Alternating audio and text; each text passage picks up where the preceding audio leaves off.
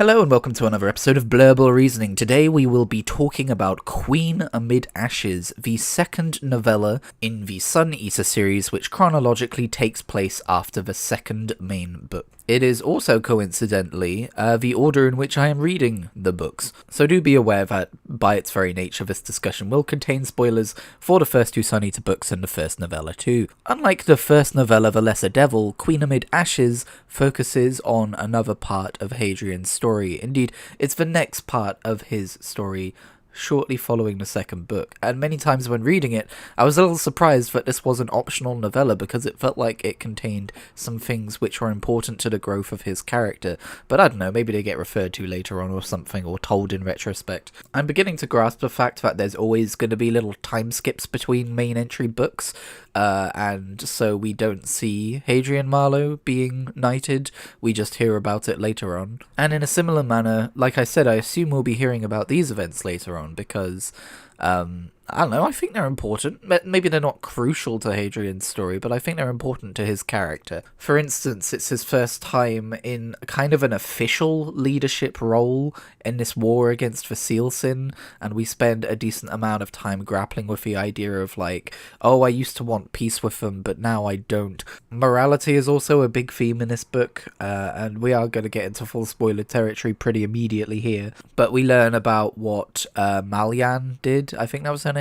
Lady Gadar Malyan, who was the Baroness of this ruined world, and it's revealed that she fired on her own people to stop them from becoming Sealsin fodder. And of course this book plays with some of the things which make this series so interesting, which is the fact that it is a telling in retrospect from the perspective of a man who killed billions for some notion of a greater good that we are yet to see. And so we see him condemn this woman for what she did when we know that he did something on a much larger scale in a similar kind of a manner perhaps. And we spend some time contrasting the actions of the Baroness with the actions of a Sealsin and questioning the nature of true evil. There's a throwback to that line in the second book when Hadrian beheads or kills the Sealsin child, during the failed hostage negotiation, and he's immediately asking like, okay, but am I evil for this, or did I just do evil? Which I argued then and argue now is missing the point, but that's brought up again. Like, he says, no, this isn't an evil place when regarding like the Sealsin prisoner camps. He says evil was done here, it's different, and you know, that just kind of signifies to us that that's something that he tells himself to sleep at night. And in that same sense, we still do have that struggle, that inner turmoil in Hadrian of like, there is still that small part of him which wants to try and find some sort of peace with the Sealsin, even though that part of him is swiftly dying. And this novella does like to paint us a very bloody and horrific picture within its 150 pages or so, as to how the Sealsin treat human like cattle. Now I gotta say, I really do like the setting for this novella, this world which they were unable to save, even though they set out as swiftly as humanly possible because of the time it takes to travel between stars. This planet, which used to be home to millions of people and now has just been absolutely scoured by the Sealsin and is literally just like a world of ashes. Christopher Rocchio's prose continues to deliver in, you know, talking about what it's like on a world like that. I love his writing so much. And again, he's writing through the lens of Hadrian Marlowe, who is unapologetically melodramatic, so maybe that's just the aspect that I like the most, but it is great. And of course we see how, even though Hadrian Marlowe has been knighted by the Emperor and is a Knight Victorian, he's still not necessarily on board with the Empire's whole business, and ultimately does agree with Volker that due to the classist nature of the Empire's system, the Baroness will not meet true justice for what she did, and so he takes justice into his own hands. And I do wonder, like, is this going to be a theme going forwards? Hadrian acting outside of the confines of his rights as even a knight in the Empire and getting told off for it. I mean, I guess we know that he ends up killing the Emperor on Gododin, so clearly, yes. Is he going to end up being like this renegade knight figure at some point, which would be kind of cool, I guess? I think the thing I'm most curious about is, will the actions of this book be important moving forwards, because it is an optional novella,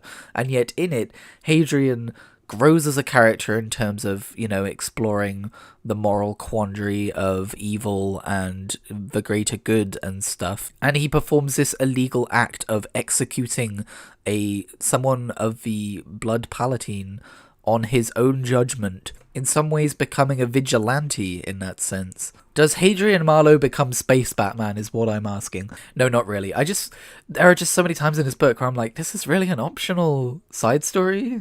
Really? It just feels like the next chapter.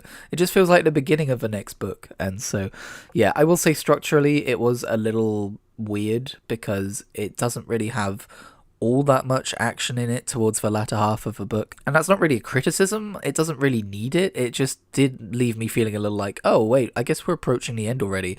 Especially because included with this novella was a fairly long chapter of lore on the history of House Marlowe. And so the end of the book arrived a little earlier than expected. And so, when they were trying to, get the Baroness on board to leave her shelter and stuff to capture her and then meet out the execution, I was kind of expecting a little bit more things to go wrong, just because this was the end of a story. And yes, her servant did eventually try to assassinate Hadrian, and there was a little bit of a sword fight, which was pretty cool, but that was about it. And again, that's not a complaint, it's just it was a little unexpected. I guess I haven't read many novellas. Maybe novellas are a little bit more free from the expectation of a structure of a traditional story or something.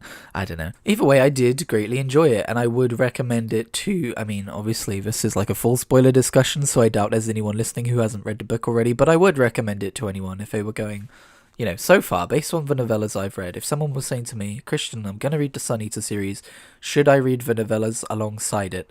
I would say yes. I currently have no regrets in doing so. I guess ultimately it comes down to how much each person is enjoying the series, but for my money, I would say you're going to read Empire of Silence, you're going to realize how much you love that universe immediately, and you're probably going to be on board for a little bit extra.